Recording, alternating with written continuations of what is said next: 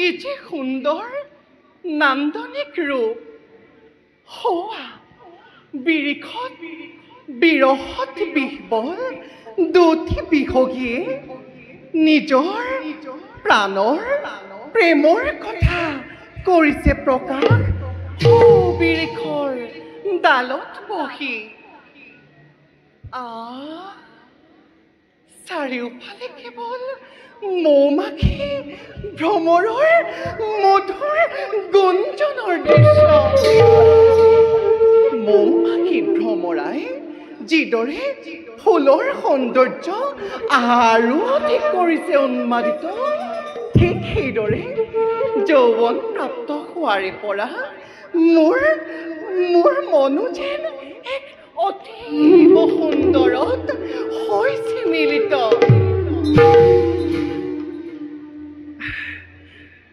ৰাজকন্যা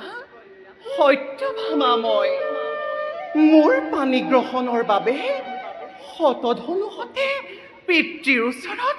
কৰিছে প্ৰাৰ্থনা কিন্তু দ্বাৰকাক যে পিতৃয়ে নকৰে অলপো বিশ্বাস সেইবাবে মোৰ বিবাহ জানো দ্বাৰকাৰ কোনো যুৱকৰ সৈতে সম্ভৱ নাই নাই নাই নাই এই বিবাহ আমাৰ পক্ষে কোনো নহয় সম্ভৱ তথাপিও যেন মোৰ মনে কয় কোনো পুৰুষে মোৰ বাবে হৈ আছে অতিকে বিহ্বল মোকো যেন বিচাৰি তেওঁ কাষত পাবলৈ চিৰদিন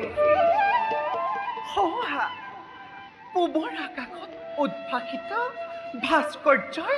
জ্যোতিষ্ক চৰাই মোৰ শৰীৰত যাওঁ বেছি নাভাবি নৈমিত্তিক কৰ্মক্ষেত্ৰ দিশে মই যাওঁ আগুৱাই পিতৃসমে বাৰ্তালাপ কৰি সন্তোষিত লাভগৈ মই নিজৰ প্ৰাণত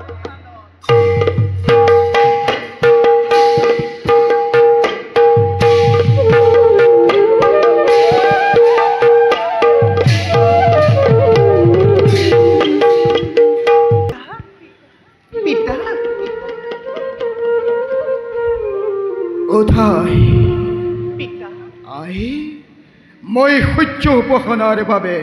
উদয়াচল পৰ্বতলৈ যাত্ৰা কৰিবৰ বাবে আলোচনা কৰি আছিলোঁ পিতা সূৰ্য দেৱতাক কিয় উপাসনা কৰিব লাগে পিতা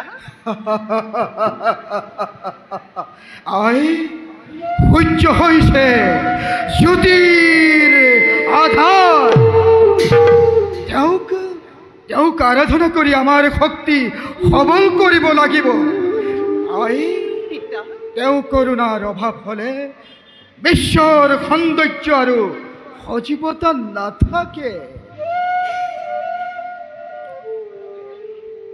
তেন্তে